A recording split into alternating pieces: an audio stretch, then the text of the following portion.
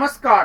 स्थानीय सञ्चारमा नयाँ आयाम समाज रूपान्तरणमा हाम्रो अभियान तपाईँ हेर्दै हुनुहुन्छ स्याङ्जा जिल्लाकै पहिलो टेलिभिजन लक्ष्मी टेलिभिजन। हामीलाई विश्वको जुनसुकै ठाउँबाट पनि www.lakshmitv.com लगन गरेर अर्थात् नेट टिभी एप्सबाट पनि हेर्न अनि सुन्न सक्नुहुनेछ। समाचारमा स्वागत छ। म टिकाराम अधिकारी। नेपाली र चिनिया संयुक्त लगानीमा सञ्चालित हिमालयन एयरलाइन्सले निशुल्क कोभिड विरुद्धको खोप ढुवानी गर्ने भएको छ। चिनिया सरकारले अनुदान स्वरूप नेपाल सरकारलाई दिएको 10 लाख मात्रा खोप मध्ये हिमालयले 2 लाख मात्रा खोप निशुल्क ढुवानी गर्ने भएको हो। उक्त खोप 4 उडान तथा अन्तर्प्राण ल्याइने एयरलाइन्सका वरिष्ठ उपाध्यक्ष विजय श्रेष्ठले जानकारी दिनुभएको छ। उहाँका अनुसार पहिले खोप आज बिहान 105 बाकस काठमाडौँ ल्याइसकिएको छ। चीनको कुञ्जिमिङबाट ल्याइएको उक्त खोप आज बिहान 6:28 बजे त्रिभुवन अन्तर्राष्ट्रिय विमानस्थलमा आइपुगेको छ। 2 लाख मात्र खोप 417 बाकसमा राखिएको जनाएको छ। बाँकी खोप लिन हवाई जहाजमा बुधबार पुनः चीन जानेछ।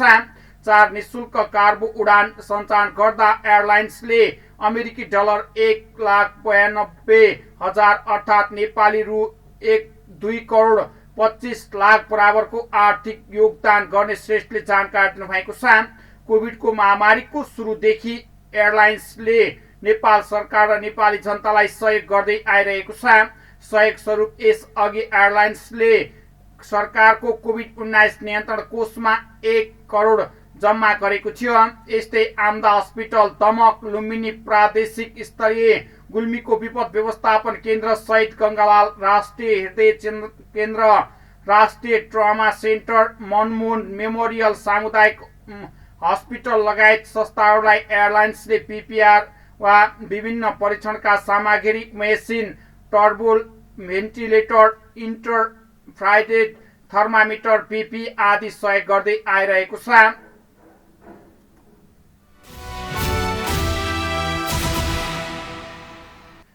दाङका विभिन्न स्वास्थ्य संस्थामा कार्यरत चिकित्सक नर्सहरूले गएको जेठ 13 गते बिहिबार राति भेरी प्रादेशिक अस्पतालमा डाक्टर स्वास्थ्य कर्मीमाथि भएको कुटपिट जस्तो अमानवीय व्यवहार भएको घटनाको विरोध जनाउनु भएको छ। नेपाल चिकित्सक सङ्घ दाङ शाखाको अगुवाईमा घोराईको राप्ती स्वास्थ्य विज्ञान प्रतिष्ठान, राप्ती प्रादेशिक अस्पताल, घोराईको बुद्ध हस्पिटल कार्यरत चिकित्सक नर्स स्वास्थ्य कर्मीहरूले आक्रमणमा संलग्न दोषीलाई कडाभन्दा कडा कारबाहीको माग गर्दै प्लेकार्ड सहित टाँसेर अवरोध वा विरोध सिर्जना गर्नुभएको थियो। विभिन्न बाहनामा दोषीलाई उन्मुक्ति दिने काम भए देशव्यापी स्वास्थ्य सेवा ठप्प गर्ने चेतावनी समेत दिनुभएको छ। सो अवसरमा बोल्दै नेपाल चिकित्सक सङ्घ दाङ शाखाका अध्यक्ष डाक्टर कुबेर रेग्मीले स्वास्थ्य कर्मीमाथि भएको अमानवीय व्यवहारप्रति घोर भर्त्सना गर्दै दोषीमाथि कडाभन्दा कडा कारबाही गरिने माग समेत गर्नुभएको छ।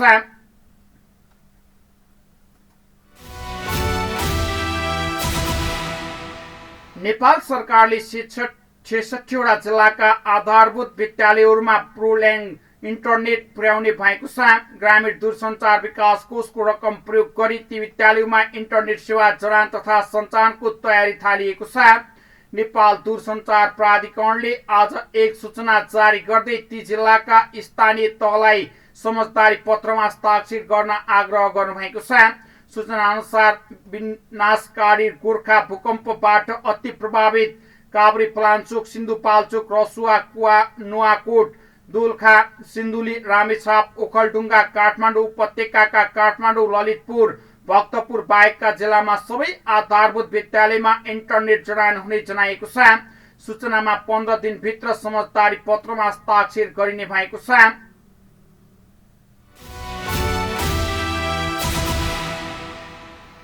नेपाल पत्रकार महासंघ एसोसिएट प्रदेश समितिले आर्थिक फोटो, चलचित्र, खेलकुद, राजनीतिक, कार्टुन पत्रकारिता गरेर 6 विधाको पत्रकारितामा सक्रिय पत्रकारलाई संकटमा सक्रिय पत्रकारिता प्रोत्साहन पुरस्कार प्रदान गर्ने भएको छ। कोरोनाको दोस्रो लहरको यो महामारीको कठिन समयमा ज्यानको बाजी राखेर निरन्तर पत्रकारितामा सक्रिय पत्रकारलाई प्रोत्साहन स्वरूप पुरस्कार प्रदान गर्न लागि एसोसिएट प्रदेश समितिले एक विज्ञप्ति मार्फत जानकारी गराएको छ। जनै 10,000 नगद प्रमाणपत्र समेत रहेको पुरस्कारले पत्रकारलाई निरन्तर काममा लाग्न प्रोत्साहन मिल्ने नेपाल पत्रकार महासंघ एसोसिएट प्रदेश समितिका अध्यक्ष वैकुण्ठ राज प्राजुलीले बताउनु भएको छ। पुरस्कृत व्यक्तिको छनौट भने 6 विधामा सम्बन्धित रहेर प्रतिनिधि गर्ने संस्था, विज्ञ तथा अग्रज सहितको जुरी समितिले छनौट गर्ने भएको छ। प्रोत्साहन पुरस्कारले पत्रकारिताप्रति थप जिम्मेवार हुन ऊर्जा प्रदान गर्ने विश्वास एसोसिएट प्रदेश समितिको रहेको समेत विज्ञप्तिमा उल्लेख गरिएको छ।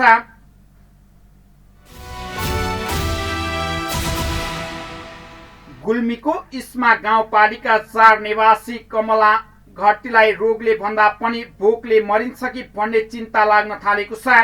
तमघास रहेर मेहनत मजदुरी गरेर गुजारा चलाउँदै आएकी उहाँ पछिल्लो समय कोरोना संक्रमण रोकथाम तथा नियन्त्रणका लागि स्थानीय प्रशासनद्वारा जारी गरेको निषेधाज्ञा लबिँदै जाँदा 2 छाक टार्न समस्या पर्न सक्ने गुनासो गर्नुभएको छ। मेहनत मजदुरी गरेर जसो तसो 2 सन्तानको पेट भर्दै आउनुभएकी एकल महिला उहाँ पछिल्लो समय निषेधाज्ञाका कारण मजदुरी गर्न समेत नपाएर भोकै बस्नुपर्ने अवस्था आएको बताउनु भएको छ।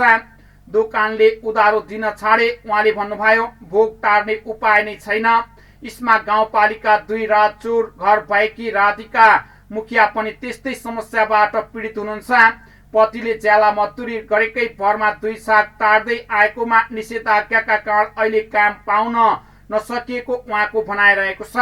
तमघास बस पार्कमा पल्लो द्वारको काम गर्दै आउनुभएको कयौं मजदुर काम नपाएर भोकै बस्नु पर्ने अवस्था आएको गुनासो समेत गर्नुभएको छ। पाल्पा घर भाइ तमघासमा मजदुरी गर्दै आउनुभएका धनबहादुर थापाले खुट्टा भाँचिएको छ। एक त निषेधाज्ञा त्यसमाथि पनि खुट्टा भाँचिएर कोठामै थन्किनु पर्ने अवस्थाले समस्यामाथि समस्या थपिएको छ। तर कतैबाट राहत सहयोग पाउन नसकेको उहाँको गुनासो रहेको छ। गुल्मीकै मानकोट घर भई तमघासको पुरानो बजार चोकमा चिया पसल राखेर जीविका चलाउँदै आएका पवन नेपाली पनि बिहान बेलुका गुजारा चलाउन मुस्किल परेको बताउनु भएको छ। निषेधाज्ञाको अवधिमा आमदानी ठप्प भएको तर घर भाडा तिर्नु पर्ने, 2 छाक टार्ने जो गर्नुपर्ने बाध्यात्मक कारण समस्या बढेको उहाँले भन्नुभयो। रेसुङ्गा 7 का वडा अध्यक्ष मोहन प्रसाद पाण्डे पनि आफ्नो ओडाको बुट्टाकुरी, छेटा पोखरी लगायतका दलित बस्तीका मजदुर काम नपाएर 2 छाक टार्ने समस्या परेको बताउनुहुन्छ। सदरमुकाम नजिकै रहेको उर्लेनी, बुढीचौर, छापटोला, भुर्लेट खर्क, सोता, गौरी डाँडाको पुरै दलित बस्ती दिनभरि मजदुर गरेर साँझ बिहानको छाक टार्नु पर्ने बाध्यता छ।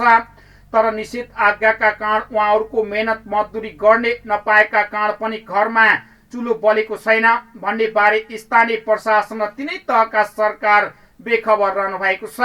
तर गाउँ गाउँमा बस्नु पर्ने वा बत्ती मुनिको अँध्यारो भएकै अवस्थामा रहेका छौं वा कयौं यस्ता बस्तीमा बासिन्दाहरूलाई अहिले रोगले भन्दा पनि भोकले सताउन थालेको छ।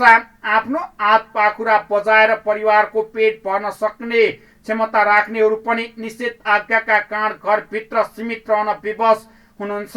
तर उहाँहरू घरभित्र सीमित रहँदा आश्रित परिवारको पेट कसरी भरिन्छ होला भन्ने बारे जनप्रतिनिधिहरूले सोधखोज गरेका छैनन्, न त स्थानीय प्रशासनले नै त्यसबारे विचार गर्ने कि उहाँहरूको प्रश्न रहेको छ।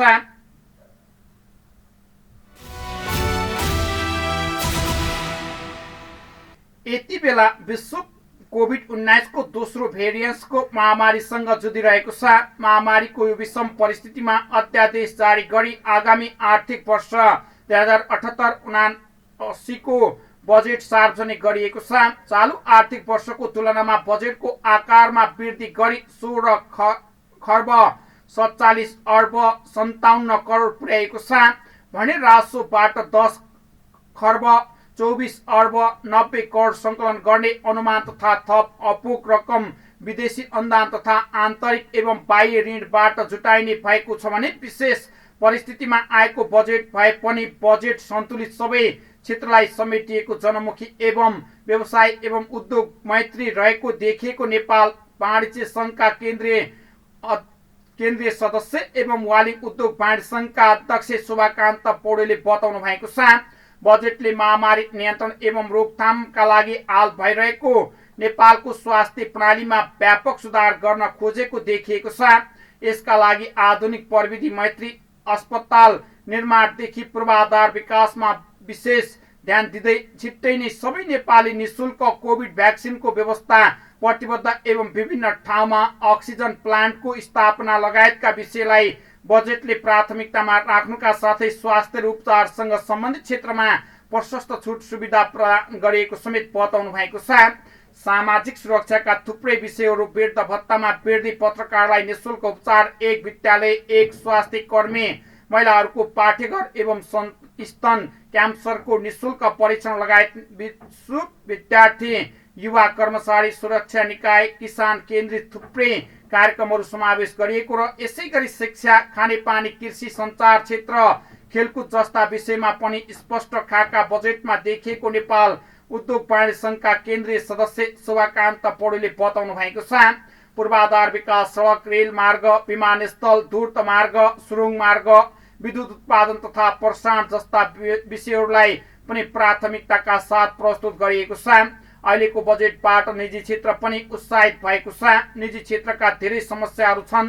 उद्योग धन्दा व्यापार व्यवसाय बन्द गरेको अवस्थामा भए तापनि निजी क्षेत्रलाई प्राथमिकतामा राखी बजेट मार्फत निजी क्षेत्रका सुझावहरूलाई सम्बोधन गरी कोभिडबाट प्रभावित व्यवसायहरूलाई राहत तथा पुनर्स्थापनाका कार्यक्रम समावेश गरिएको केन्द्रीय सदस्य पौडेलले बताउनु भएको छ।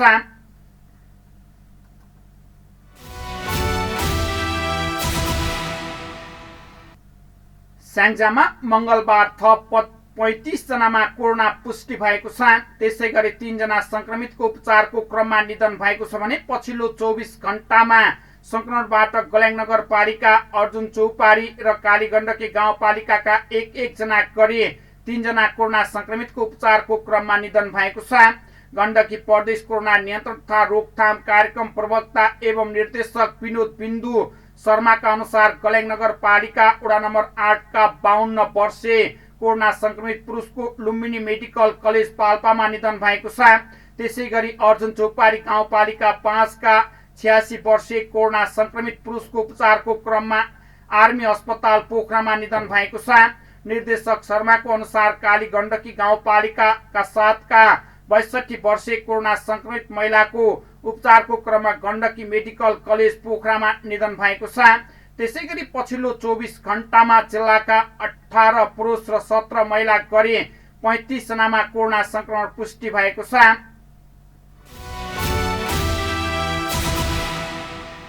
विश्व महामारीको रूपमा फैलिएको कोरोना भाइरस कोभिड-19 को दोस्रो भेरिएन्ट्सले संक्रमण दर तीव्र गतिमा बढिरहेको अवस्थामा नेपालमा उच्च दर बढेको त्यसको प्रभाव स्याङ्जाको गल्याङ नगरपालिकामा पनि देखिएको छ। गण्डकी प्रदेश अन्तर्गत गल्याङ नगरपालिकामा कोरोना भाइरस संक्रमितको मृत्यु दर पनि बढिरहेको भन्दै आफ्नो स्वास्थ्यमा ख्याल गर्न र कुनै कोरोना भाइरस सम्बन्धी लक्षणहरू देखा परेको खण्डमा नजिकैको स्वास्थ्य संस्था तथा अस्पताल जान र रोगलाई लुकाएर नबस्न आलमदेवी सामुदायिक परोपकार सेवा मञ्चका संरक्षक तथा स्याङ्जा सहयोग समाज जापानका सल्लाहकार समाजसेवी खेमजीसीले सबैमा आग्रह गर्नुभएको छ। गल्याङ नगरपालिका भित्र पनि विशेष गरी गल्याङ नगरपालिका वडा नम्बर 11 मा विशेष रूपमा कोरोना भाइरस कोभिड-19 का बिरामी बढिरहेको र मृत्यु दर पनि त्यहाँकै बढिरहेको बताउँदै कोरोना भाइरसको न्यूनीकरणमा हामी सबै गाउँ टोल समाजमा सबै वर्ग मिलेर लाग्नु पर्ने कुरामा जोड दिनु भएको छ। उहाँले भन्नुभयो, हामीले आफ्नो देशको विकराल अवस्था देखेर स्याङ्जा सहयोग समाज जापानले विभिन्न स्वास्थ्य सामग्री सहयोग उपलब्ध गराएको र सही रूपमा सदुपयोग गरेर अगाडि बढ्न समेत आह्वान गर्नुभएको छ। यो बेला जसले जहाँबाट जे सकिन्छ त्यो सहयोग गर्ने बेला भएको बताउँदै यो महामारीबाट आफू बचेर अरूलाई बचाउने अभियानमा लाग्न समेत उहाँले आग्रह गर्नुभएको छ। उहाँले भन्नुभयो, रोग नलुकाउनुहोस्, चेक जाँच गर्नुहोस्, उपचार गर्नुहोस्, त्रसित नरहनुहोस्, बेलैमा उपचार गरेर कोरोनाका लागि हामीले सन्चो हुन्छ। जनचेतनाको अभावका कारण समुदायमा रोग लुकाउने अन्तिम भएपछि मात्रै अस्पताल जाने प्रवृत्तिले गर्दा समस्या थपिएको भन्दै समयमै उपचार गरेर समस्याको समाधान गर्न समेत जेसीले सबैलाई आह्वान गर्नुभएको छ।